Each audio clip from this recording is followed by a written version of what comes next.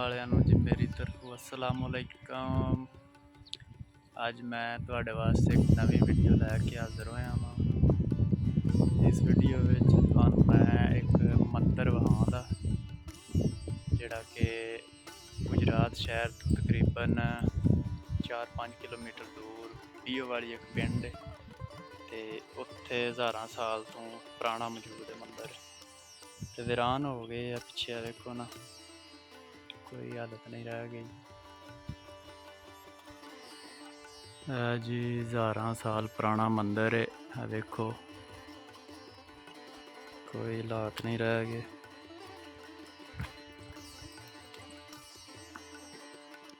अंदर दे हालात ने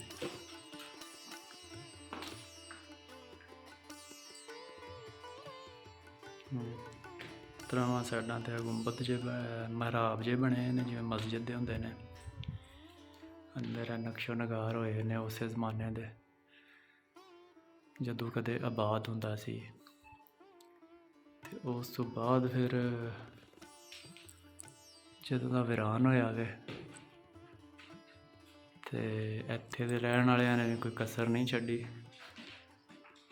ਜਿੰਨਾ ਕਿ ਇਹਨੂੰ ਉਜਾੜਨ ਹੋਇਆ ਵੇ ਉਹਨਾਂ ਉਜਾੜ ਛੜਿਆ। ਦੇਖੋ ਇਹਨਾਂ ਟੋਏ ਕੱਢੇ ਥੱਲੇ, ਉੱਤੇ ਗੁੰਬਦ ਜਿਹਾ ਬਣਿਆ ਵੇ ਗੋਲ ਤੇ ਇਹ ਮਿਹਰਾਬ ਹੈ। ਇਸ ਸਾਈਡ ਤੇ ਵੀ ਇੱਕ ਮਿਹਰਾਬ ਹੈ ਤੇ ਇਸ ਸਾਈਡ ਤੇ ਵੀ ਇੱਕ ਮਿਹਰਾਬ ਹੈ। 3 ਮਿਹਰਾਬ ਬਣੇ ਨੇ ਤੇ ਇਹ ਬਰੀਕ ਇੱਟ ਲੱਗੀ ਹੋਈ ਹੈ। ਇਹ ਕੁੰਡੀ ਵੀ ਲੱਗੀ ਹੈ, ਸ਼ਾਇਦ ਇੱਥੇ ਕੋਈ ਦਰਵਾਜ਼ਾ ਲੱਗਿਆ ਹੁੰਦਾ ਸੀ ਤੇ ਦਰਵਾਜ਼ਾ ਤੇ ਜਿਹਦਾ ਹੱਥ ਪਿਆ ਹੈ ਉਹ ਲਾ ਕੇ ਲੈ ਗਿਆ ਤੇ ਇੱਟਾਂ ਵੀ ਜਿੰਨੀਆਂ ਖੜਨ ਹੋਈਆਂ ਨੇ ਲੋਕ ਲਾ ਕੇ ਲੈ ਗਏ ਨੇ। ਬਾਕੀ ਫਿਰ ਵੀ ਆਪਣੀ ਅਸਲ ਹਾਲਤ ਵਿੱਚ ਮੌਜੂਦ ਹੈ।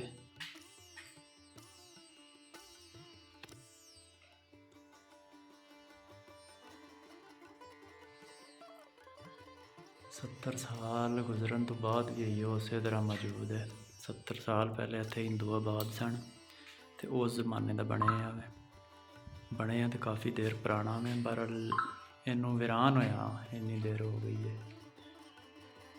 तो इबादत गाह हिंदू मजहब की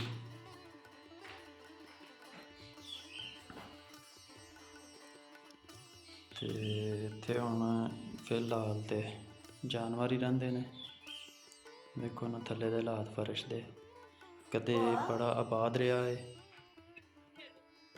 देखो ना इट पुरानी लगी है बरीक ते एदियां दीवारां वेखियां जान ते एक दीवार कम से कम 4-4 फुट चौड़ी है।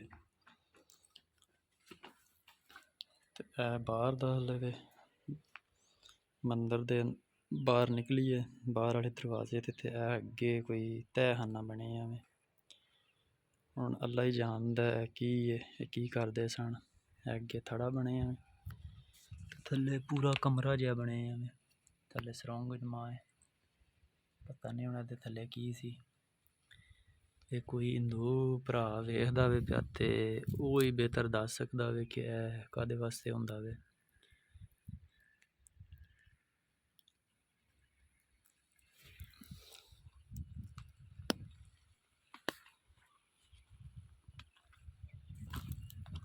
ਚੰਗਾ ਵੱਡਾ ਥੜਾ ਬਣਿਆ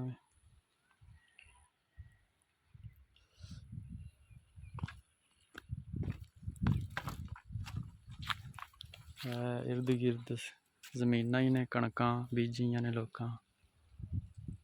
ਤੇ ਇਹ ਕਮਰਾ ਜਿਹੜਾ ਵਹਾਇਆ ਵੇ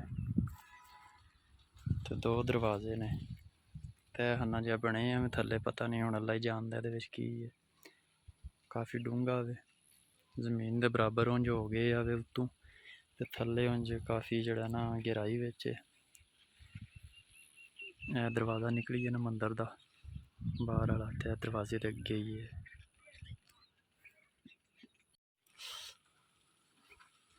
ਵੇਖੋ ਨਾ ਇੰਨੀ ਮੰਦਰ ਵਾਲੀ ਜ਼ਮੀਨ ਉੱਚੀ ਰਹਿ ਗਈ ਹੈ ਤੇ ਬਾਕੀ ਜ਼ਮੀਨਾਂ ਸਵਾਰੀਆਂ ਹੋ ਗਈਆਂ ਨੇ। ਦੁਆਲੇ ਲੋਕਾਂ ਨੇ ਕਣਕਾਂ ਹੀ ਬੀਜੀਆਂ ਨੇ। ਚੂਨਾ ਤੇ ਬਰੀਕ ਬਜਰੀ ਨਾਲ ਬਾਹਰੋਂ ਪਲਸਤਰ ਹੋਏ ਹੈ। ਬੜੀ ਖੂਬਸੂਰਤੀ ਨਾਲ ਕੰਮ ਹੋਇਆ ਹੈ ਜੀ ਉਸ ਜ਼ਮਾਨੇ ਵਿੱਚ। ਇਹ ਮੰਦਿਰ ਹੈ ਜੀ ਕਾਫੀ ਸਾਲ ਪੁਰਾਣਾ। ਮੈਂ ਵੇਖਣ ਵਿੱਚ ਹੀ ਲੱਗਦਾ ਵੇ ਇਹਦੇ ਹਾਲਾਤ ਵੇਖ ਕੇ ਜਿਹੜਾ ਨਾ ਦਾ ਤੇ ਕੁਝ ਕਸਰ ਜਿਹੜੀ ਹੈ ਅਸਾਂ ਹੀ ਨਹੀਂ ਛੱਡੀ। ਸੰਭਾਲਣਾ ਕੀ ਹੈ, ਇਹਨੂੰ ਸੰਭਾਲਣ ਦੀ ਬਜਾਏ ਉਲਟਾ ਖਰਾਬ ਕੀਤਾ, ਵਿਗਾੜਿਆ, ਵੀਰਾਨ ਕੀਤਾ, ਇਹਨੂੰ ਉਜਾੜਿਆ ਹੈ। ਤੇ ਚਲੋ ਕਮ ਸੇ ਕਮ ਚਾਹੀਦਾ ਤਾਂ ਹੈ ਸੀ ਇਹਨੂੰ ਸੰਭਾਲ ਕੇ ਰੱਖਦੇ, ਆਉਂਦੇ ਲੋਕ ਵੇਖਦੇ ਤੇ ਫਾਇਦਾ ਹੀ ਸੀ। ਪਰ ਕੋਈ ਨਾ, ਅੰਦਰ ਪੂਰਨੇ ਹੀ ਪਾਏ ਨੇ। ਜਿਹੜਾ ਵੇਖਣ ਆਉਂਦਾ ਵੇ ਉਹ ਆਪਣੇ ਯਾਦਗਾਰ ਛੱਡ ਜਾਂਦਾ ਇੱਥੇ, ਆਪਣਾ ਨਾਂ ਲਿਖ ਜਾਂਦਾ, ਜਾਂ ਕੋਈ ਆਪਣੀ ਮਸ਼ੂਕ ਦਾ ਨਾਂ ਲਿਖ ਜਾਂਦਾ, ਜਾਂ ਕੋਈ ਆਪਣਾ ਨੰਬਰ ਲਿਖ ਜਾਂਦਾ ਵੇ ਇੱਥੇ।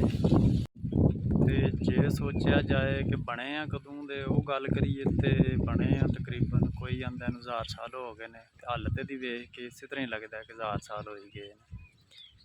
ਬਾਕੀ 1000 ਕੋਈ ਨਹੀਂ ਹੋਏ, ਕਿਉਂਕਿ ਹਾਲਤ ਤੇ ਅਸਾਂ ਹੀ ਕੀਤੀ ਆਪ।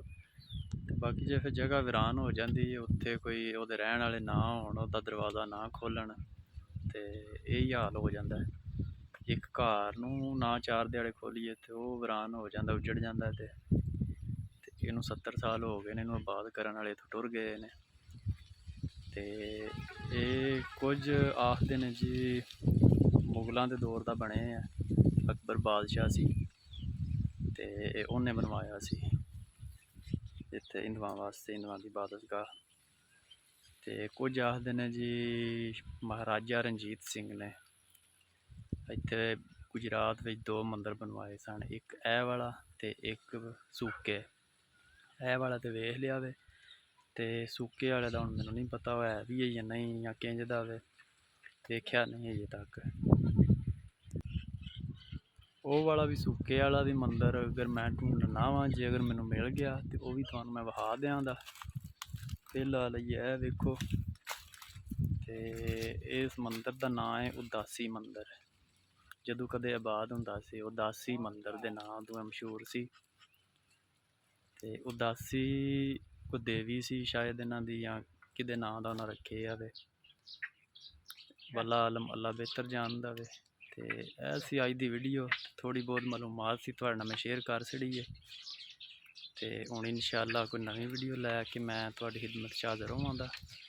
ਇਹ ਪਸੰਦ ਆਵੇ ਤੇ ਚੈਨਲ ਸਬਸਕ੍ਰਾਈਬ ਕਰ ਲਿਓ ਤੇ ਲਾਈਕ ਵੀ ਕਰ ਲਿਓ ਵੀਡੀਓ, ਤੇ ਵੀਡੀਓ ਸ਼ੇਅਰ ਵੀ ਕਰਿਓ ਤਾਂ ਕਿ ਅੱਗੋਂ ਮੈਂ ਨਵੀਆਂ ਵੀਡੀਓ ਲੈ ਕੇ ਤੁਹਾਡੀ ਖਿਦਮਤ ਚ ਹਾਜ਼ਰ ਹੋਵਾਂ। ਤੇ ਹੁਣ ਦਿਓ ਇਜਾਜ਼ਤ।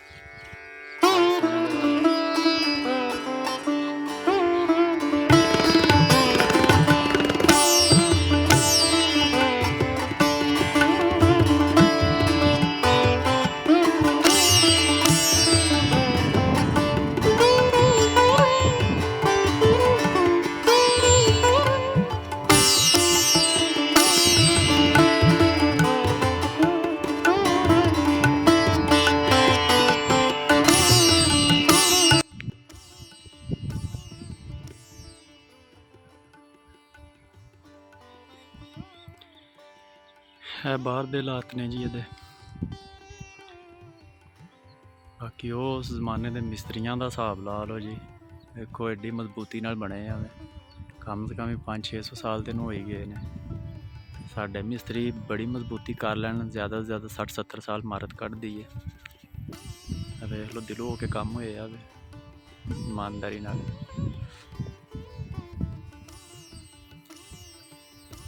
ਸਾਡੇ ਠੇਕੇਦਾਰ ਜੰਨਤ ਵਿੱਚ ਵੀ ਜਾਣਾ ਹੁੰਦਾ ਵੇ, 2 ਨੰਬਰੀ ਕਰਕੇ ਵੀ। ਵੇਖ ਲਓ ਹਿੰਦੂ ਠੇਕੇਦਾਰ, ਉਹਨੇ ਬਣਾਏ ਆ ਜੀ, ਤੇ 400 ਤੋਂ 500 ਸਾਲ ਹੋ ਗਏ ਨੇ। ਕੁਝ ਲੋਕ ਇਹ ਵੀ ਆਖਦੇ ਨੇ ਕਿ 1000 ਸਾਲ ਇਹਨੂੰ ਹੋ ਗਏ ਨੇ। ਚਲੋ 1000 ਨਾ ਵੀ ਸਹੀ, 400 ਸਾਲ ਵੀ ਹੋ ਜਾਣ ਤੇ ਫਿਰ ਵੀ ਵੇਖ ਲਓ ਜੀ ਆਪਣੀ ਅਸਲ ਹਾਲਤ ਵਿੱਚ ਮੌਜੂਦ ਹੈ। ਲੋਕਾਂ ਦੇ ਜ਼ੁਲਮੋ ਸਿਤਮ ਦੇ ਬਾਵਜੂਦ ਆਪਣੀ ਅਸਲ ਹਾਲਤ ਵਿੱਚ ਮੌਜੂਦ ਹੈ।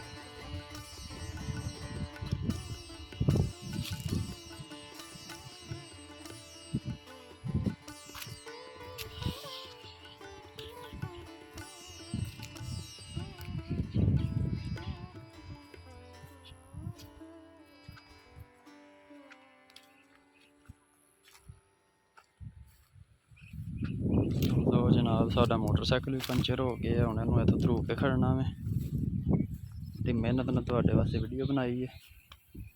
ਹੁਣ ਵੇਖੋ ਕਿੰਨਾ ਅਸਾਂ ਦੂਰ ਦੂਰ ਤੱਕ ਜਿਹੜਾ ਨਾ ਕੋਈ ਦੁਕਾਨ ਵੀ ਕੋਈ ਨਹੀਂ। ਹੁਣ ਧਰੂ ਕੇ ਹੀ ਖੜਨਾ ਵੇ। ਵੇਖੋ ਹੁਣ ਕੀ ਬਣਦਾ ਵੇ। ਤੇ ਉੱਤੋਂ ਗਰਮੀ ਵੀ ਹੈ। ਚਲੋ ਰੱਬ ਸੋਹਣੇ ਦੇ ਹਵਾਲੇ, ਅਸੀਂ ਲੈ ਜਾਂਦੇ ਹਾਂ ਫਿਰ ਪੰਚਰ ਲਵਾਉਂਦੇ ਹਾਂ ਜਾ ਕੇ। ਵੀਡੀਓ ਬਣਾਉਣੀ ਹੋਵੇ ਤਾਂ ਇੰਨਾ ਕੁ ਤਾਂ ਕਰਨਾ ਪੈਂਦਾ ਵੇ ਤੁਹਾਡੇ ਵਾਸਤੇ।